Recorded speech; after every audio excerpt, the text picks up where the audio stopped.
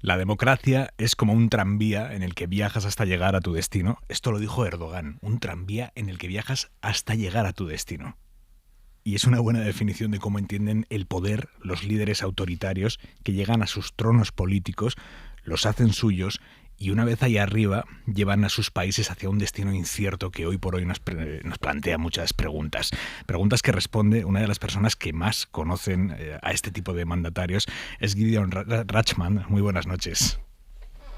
Good evening. Es Buenas noches. periodista británico, es el columnista principal de Asuntos Exteriores del Financial Times y es sobre todo una de las voces más respetadas del mundo cuando se habla del escenario global en el que estamos. Le agradezco de verdad, señor Rachman, que esté esta noche con nosotros en Hora 25. Pleasure to be here. Es un placer estar aquí. Ahora publica en España el libro La era de los líderes autoritarios, de la editorial Crítica, en el que retrata uno por uno a los que usted llama los hombres fuertes que están gobernando el mundo. Hablamos de Putin, hablamos de Xi Jinping, hablamos de Erdogan, de Trump, de Bolsonaro, de Modi en la India. ¿Cuáles son los rasgos comunes de los líderes autoritarios que gobiernan buena parte del mundo? Creo que el rasgo común más importante es que todos tienen una especie de culto a la personalidad. Todos montan un sistema en el que la propuesta central es que tienen una fuerza y una cualidad única que les permite gobernar el país. Trump, por ejemplo, en el discurso del 2016 en la Convención Republicana, cuando acepta su nominación por primera vez, describe la gran crisis que asedia América y luego dice: solo yo puedo arreglarlo. Y eso es un poco lo que dicen todos. Existe una crisis en nuestro país, necesitas una figura fuerte y yo soy esa figura fuerte y no debes fiarte de nadie más. Por ejemplo, después de que Rusia se anexionase Crimea, hubo un debate en la Duma y uno de los miembros, de los líderes de la Duma rusa dijo: sin Putin no existiría Rusia. Y eso es una variante de solo yo puedo arreglar esto. Por darte dos ejemplos más, Xi Jinping ha tenido su pensamiento personal escrito, ha hecho que su pensamiento personal se escriba en la Constitución y ha extendido también su periodo de mandato para que pueda seguir gobernando China. El argumento es que sin él todo el país se ve abocado al desastre. Y por fin Modi, en el libro, hablo de un historiador famoso, Ram Gula, que dice que bajo Modi todos los recursos del Estado han sido movilizados bajo una idea de que la India es Modi y Modi es la India, de modo que erosionas la distinción entre el líder y el Estado, se convierten en una sola cosa. Creo que eso es crucial. Me gustaría agregar una cosa más para justificar esta idea de que exista este hombre fuerte. Todos necesitan un sentido de la crisis. Esa crisis puede ser externa, por ejemplo, la inmigración. Trump dice: el país se está viendo asediado, necesitamos construir un muro. O puede ser un enemigo extranjero. Rusia dice: la OTAN se ve amenazada por la OTAN y por eso me necesitáis. Rusia se ve amenazada por la OTAN. Xi Jinping dice que el mundo es un mundo hostil para China, pero todos necesitan un argumento que justifique que en una crisis se necesita un hombre fuerte. Todos necesitan un malo de la película contra los que plantear ellos sus respuestas. Yeah, because to create the call for the strong man. Sí, porque para crear la llamada al hombre fuerte, la gente tiene que sentir miedo hasta cierto punto. Si no, no podrían ponerse de acuerdo en que exista una suspensión de las libertades o estas medidas tan extremas. Por eso, a menudo son líderes pesimistas, son líderes que enfatizan o subrayan mucho la amenaza. Otra forma de amenaza de la que hablan con frecuencia es la amenaza interna. Tienden a ser antiliberales, son nacionalistas y a menudo tendrán un enemigo interno. Y eso sería lo que llamarían la élite globalista, la gente que vive en las ciudades, que a lo mejor no son tan patriotas como los demás, que son ricos y se están beneficiando de alguna manera del declive del país.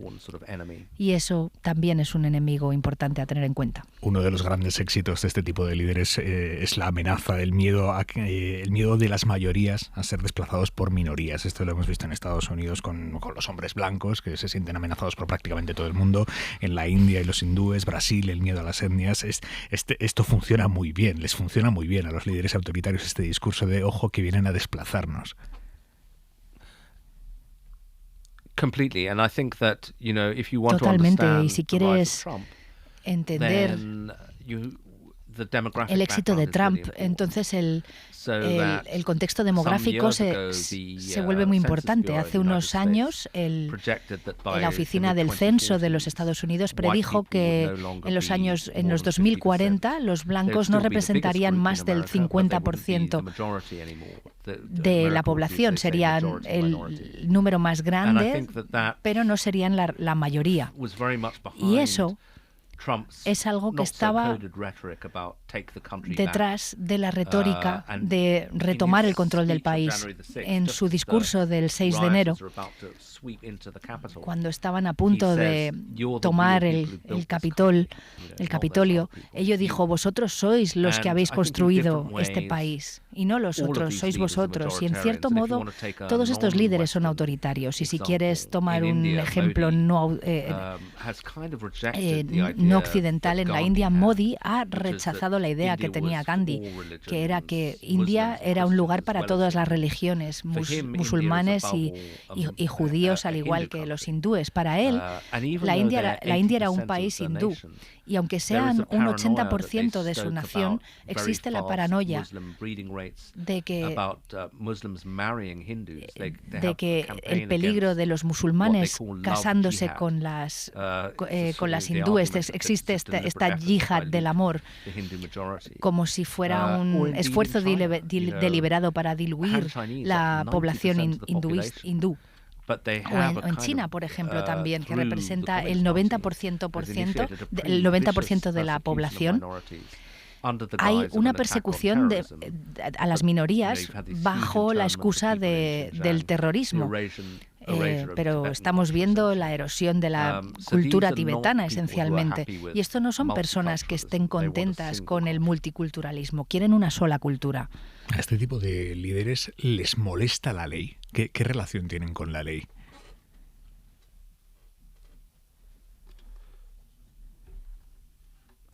Bueno, creo que en China utilizamos la frase del derecho, el Estado de Derecho, y ellos dicen el Estado por derecho. Utilizan la ley como una forma imparcial de resolver conflictos, una manera de perseguir a sus enemigos. Putin es un gran ejemplo del Estado por derecho. Sus amigos corruptos no van a la cárcel a no ser que fallen a Putin o le disgusten. Pero, por ejemplo, Navalny, se les ocurre cualquier tipo de cargo para meterlo en la cárcel. Creo que estaba robando madera o algún argumento así absurdo como este. Eso es el Estado por derecho. Igualmente, me parece que en los sistemas democráticos, Erdogan, por ejemplo, es otro gran ejemplo, donde ha habido muchos liberales encarcelados. Un gran amigo mío, por ejemplo, que era el jefe del Open Society y tiene una condena de 18 años en la cárcel. Merece la pena recordar estos casos también. Y en países en los que el sistema democrático todavía está enraizado y los tribunales siguen siendo independientes, existe un resentimiento grande para con los tribunales si van en contra del líder. Por eso Trump tenía tal ganas de hacerse con el control de los tribunales, y por eso tuvo tal importancia en el episodio del Capitolio. Incluso en Gran Bretaña, como digo en el libro, en la gran historia del Brexit, había el Tribunal Supremo resultó ser un obstáculo para la causa del Brexit. El Daily Mail, que es un periódico conservador, llamaba a los jueces los enemigos de la gente, lo cual es un lenguaje peligroso. Así que sí, están a favor de los tribunales y los tribunales hacen las leyes a su favor. ¿Y es más o menos peligroso cuando la religión está ligada a este tipo de líderes? Por ejemplo, en Estados Unidos no pasa eso con Trump, pero sí en otros muchos países en los que vemos líderes iliberales o autoritarios en los que su poder o su existencia está ligada a la religión. ¿Eso lo hace más peligroso, menos peligroso?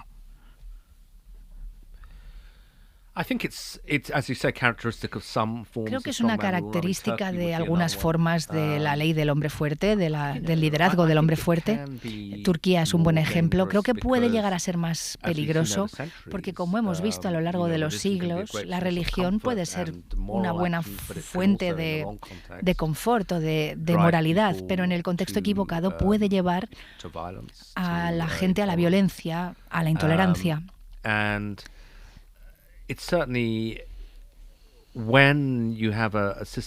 Cuando existe un sistema que eleva a la religión al centro de cómo ven que la sociedad debería operar, entonces la gente que no son parte de ese código se pueden convertir en ese enemigo interno. Entonces en Turquía la gran división está entre los seguidores de Erdogan, que son más devotos, los que son conocidos como los turcos negros, y los turcos blancos. No estamos hablando aquí del color de la piel, sino de la más secular o liberal y la más devota. Como hemos dicho, en la India también esa división es muy importante, pero es solamente una forma de esa división. Es curioso que muchos de estos líderes autoritarios dicen ser muy religiosos. Putin, por ejemplo, abrazó la Iglesia ortodoxa. Para Putin la base evangélica es muy importante. Y en Israel, Netanyahu, él fue el tío que insistió que el Knesset pasara una ley diciendo que Israel fuera un Estado judío. Era una afirmación. Hablábamos de esta preocupación étnica, ¿no? Los israelíes también la tienen. Y eso es en parte, son preocupaciones en parte éticas, en parte religiosas. Pero tiene de base un tono antidemocrático y al final otorga privilegios a un grupo por encima del otro. Mencionaba usted a Erdogan. Hay una frase de Trump que decía: me llevo muy bien con Erdogan, cuanto más duros y malos son, mejor me llevo con ellos. ¿Esto es así? ¿Entre ellos, entre los líderes iliberales o autoritarios, se entienden bien?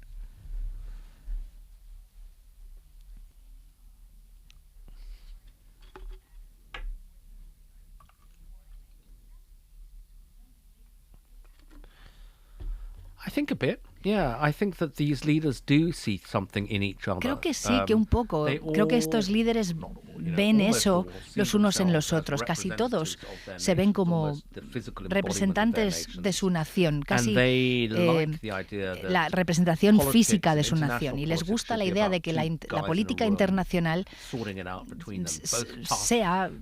consista en dos tíos en una habitación dándose palmadas en la espalda.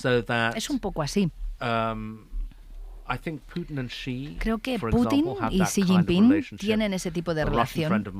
Un amigo mío de Rusia dijo que actúan como si fueran el zar y el emperador cuando se ven.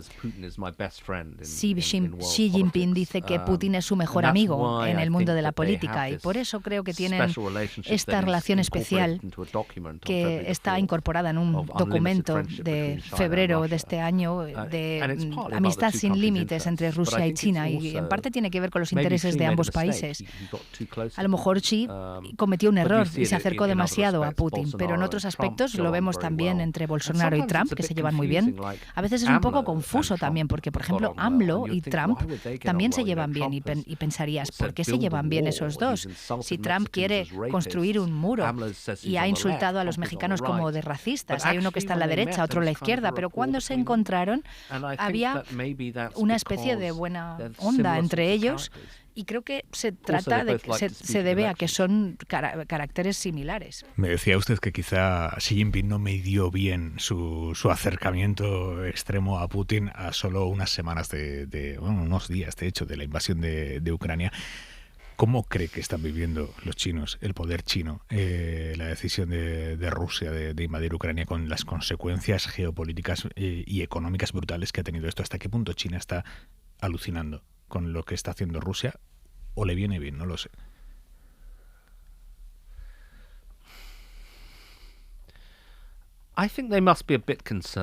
Creo que deben estar un poco preocupados. Un amigo mío de China, cuando le pregunté que si podrían hacerse con el control de Rusia, ellos ven a Rusia como una especie de tempestad o una tormenta que no pueden controlar. Y hay que esperar a que pase la tormenta, sin más. Creo que a Xi Jinping le gusta la estabilidad y Putin ha introducido mucha inestabilidad en el mundo. Creo que los chinos también estarían preocupados, como lo estaríamos todos, si los rusos utilizaran armas nucleares y no les gustan estas amenazas. China, curiosamente, es uno de los estados nucleares que se ha salido de su uso de armas nucleares. Eso no lo ha hecho ni Rusia ni los Estados Unidos. Pero creo que no van a abandonar a Rusia según están las cosas, porque sienten que Estados Unidos también va a por Rusia, va a por China, perdón.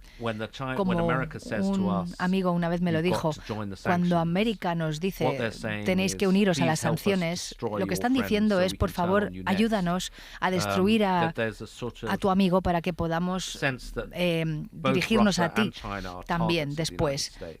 Creo que tanto Rusia, ven que Rusia como China son el objetivo de los Estados Unidos.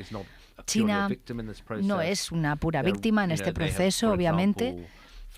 Han amenazado a Taiwán, han hecho todas estas cosas en Xinjiang, han atacado las libertades en Hong Kong. Hay muchos motivos por los que la actitud de América hacia China ha cambiado, pero como China lo ve ahora, incluso si no están tranquilos respecto a la postura de Rusia, desde luego no van a aliarse con los americanos. Hay un sector muy importante de la izquierda aquí en España, de los movimientos antimilitaristas, que sostienen que la posición que está adoptando ahora la Unión Europea, con todas las sanciones hacia Rusia y demás, no deja de ser una posición subyugada a los intereses de Estados Unidos, que está haciéndole el trabajo sucio a Estados Unidos y que Estados Unidos no se mancha las manos, que ya lo hace la Unión Europea. ¿Usted entiende o comparte o no lo comparte esa visión? En realidad no la entiendo. Porque creo que los americanos lo verían al revés, que ellos están haciendo el trabajo sucio de Europa. La amenaza nacional es hacia Europa, está dirigida a Europa, no hacia los Estados Unidos. Si Putin se hubiera hecho con el control de Ucrania en una semana, como pensaba que lo iba a hacer, entonces la siguiente amenaza podrían ser los estados bálticos o Polonia. Y si estás al otro lado de la Unión Europea, ya sea España o Portugal, te verías afectado por estos hechos, por ser un miembro de la Unión Europea. La Unión Europea tiene cláusulas de seguridad mutuas. Así que probablemente sea más una amenaza para Europa que para América. Y hay voces en América incluso que dicen tenemos que soportar esta subida de precios de petróleo y nosotros somos los que están proporcionando todas las armas. ¿Por qué no se gastan más dinero los europeos, los alemanes? Por otro lado, intento entender la posición de todo el mundo, así que supongo que la posición de la izquierda sería, bueno, América más o menos es autosuficiente con la energía, tienen gas natural por el fracking, así que la subida de precios en Europa va a ser más severa que en América. A ver, voy a pensar. Creo que también es verdad que los americanos han tenido una manera más aguilesca de ver a Rusia que algunas partes de la Unión Europea. Desde luego que España o que Portugal.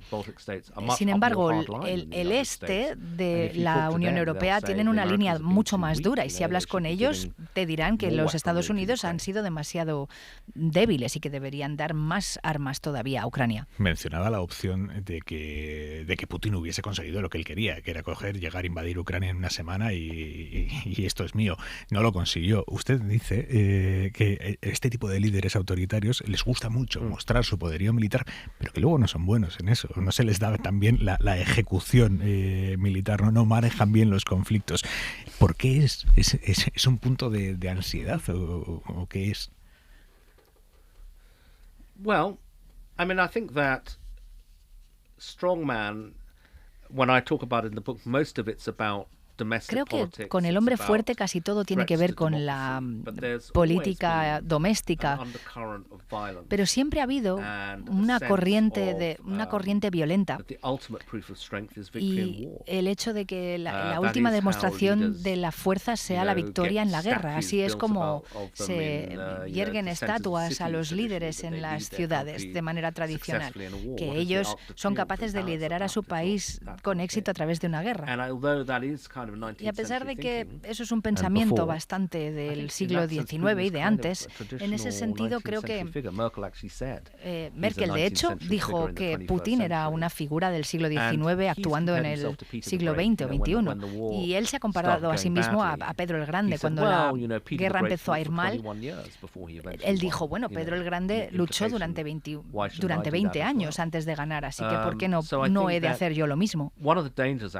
Uno de los peligros con estos líderes que son hombres fuertes es que cuanto más tiempo pasan en el poder, más se obsesionan con su lugar en la historia. Y si fueras un líder ruso o chino, o incluso americano, empiezas a verlo a nivel del territorio, de si tu país es más grande o más débil que cuando te hiciste con el poder. Y es por eso por lo que Xi Jinping quiere hacerse con Taiwán y porque para Putin el test final es si él será capaz de devolver a Ucrania a la esfera de influencia rusa. Y no creo que esto sea un error inherente solamente a los autoritarios. Es que puedes tener uno o dos éxitos en la guerra y luego puedes pensar que, esto es fácil. A Putin, por ejemplo, le va bien en Georgia, luego la anexión de Crimea, la intervención en Siria en el 2015, todos ellos éxitos, y él piensa, vale, esto lo puedo hacer. Y de repente las cosas no van bien. Y el motivo por el que digo que no es único a los líderes autoritarios es porque se ve un sistema similar en los Estados Unidos. Por ejemplo, la guerra del Golfo, fácil. Kosovo fue fácil. Inicialmente Afganistán parece fácil también. Y luego viene la invasión de Irak. Estaban tan confiados de que la fuerza militar americana era irrefutable que luego se encontraron con problemas. Trump está completamente amortizado. Después de haber azuzado a un país a ocupar su poder legislativo, la sede de su poder legislativo, esa persona puede seguir teniendo un recorrido político democrático en un país como Estados Unidos.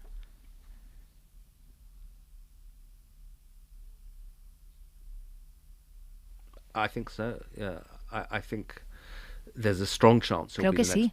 Creo que hay una gran posibilidad de que se convierta en el próximo presidente. Y esto no es una visión mía, sino que si miramos las encuestas de opinión, para ganar tiene que ser el candidato republicano y luego ganar a Biden.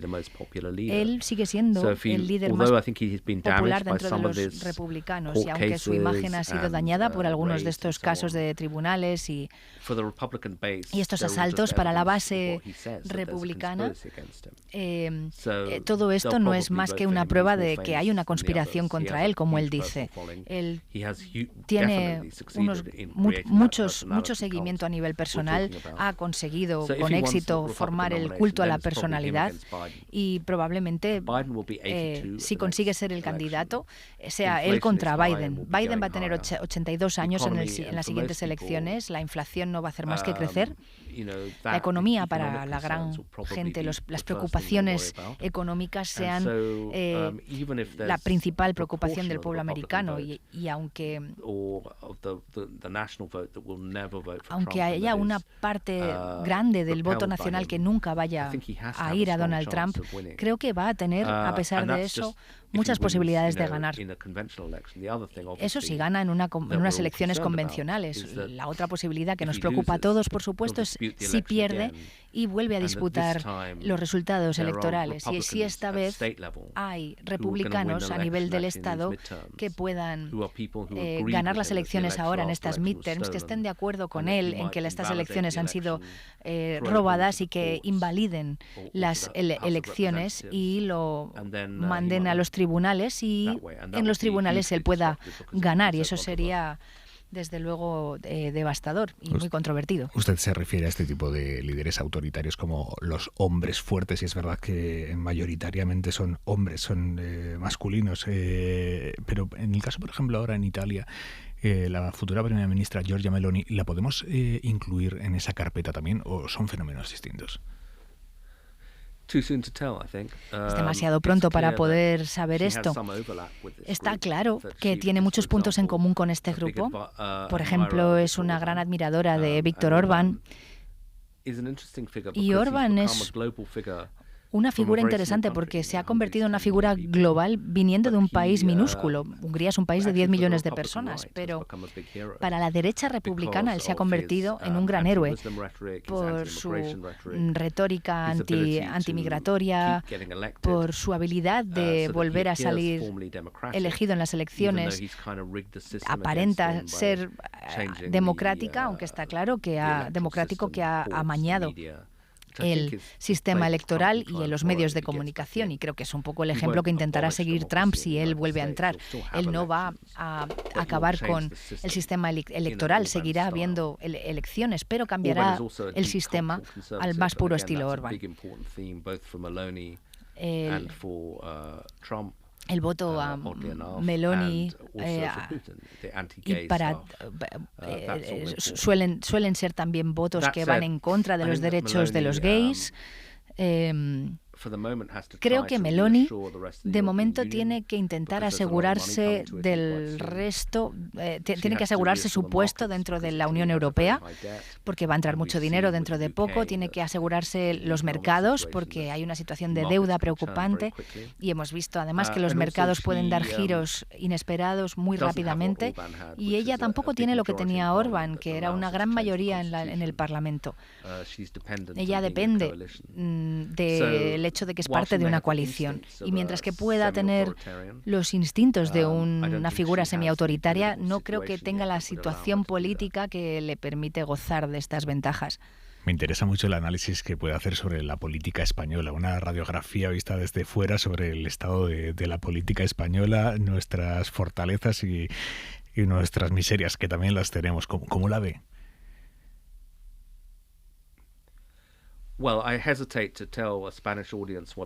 Bueno, me cuesta mucho contarle a un público español cómo veo su situación política. Creo que ellos saben más que yo, así que no quiero comentar nada acerca de los partidos políticos concretos, pero lo que sí diré es que en el mundo occidental se ha visto la fragmentación del consenso y el auge de la derecha y de la izquierda extremas. Y bueno, ahora tenemos a Vox en la extrema derecha, Podemos en la izquierda. También tenemos a los independistas catalanes, y ahí hay una señal inequívoca de que están surgiendo cosas que se hubieran han considerado extremas anteriormente. Y antes he dicho, ¿no?, que los hombres fuertes necesitan un sentido de la crisis para poder justificar el suspenso, la suspensión de los derechos democráticos. Y yo puedo llegar a ver cómo algunos elementos de la situación española pueden llegar a ese extremo. Como un discurso en el que el mensaje se está viendo amenazado por todas estas posibles amenazas. Yo creo que el tema nacional es lo que se podría llegar a utilizar por un hombre fuerte potencial y es posible también que acabemos encabezándonos a una crisis económica seria que también podría dar lugar a esta situación. Y creo que una cosa que tiene España que la protege un poquito es una experiencia bastante reciente de un líder autoritario, un hombre fuerte. Creo que eso proporciona una especie de vacuna. Es como si ya has tenido esa enfermedad, es mucho más improbable caer en ese mismo error. Por ejemplo, en Alemania también existe una cautela muy fuerte en contra del liderazgo autoritario. Y de hecho, irónicamente, no sabían qué palabra utilizar cuando estaban traduciendo el título de mi libro, porque no quieren utilizar la palabra Führer. Creo que acabaron utilizando el libro autócrata.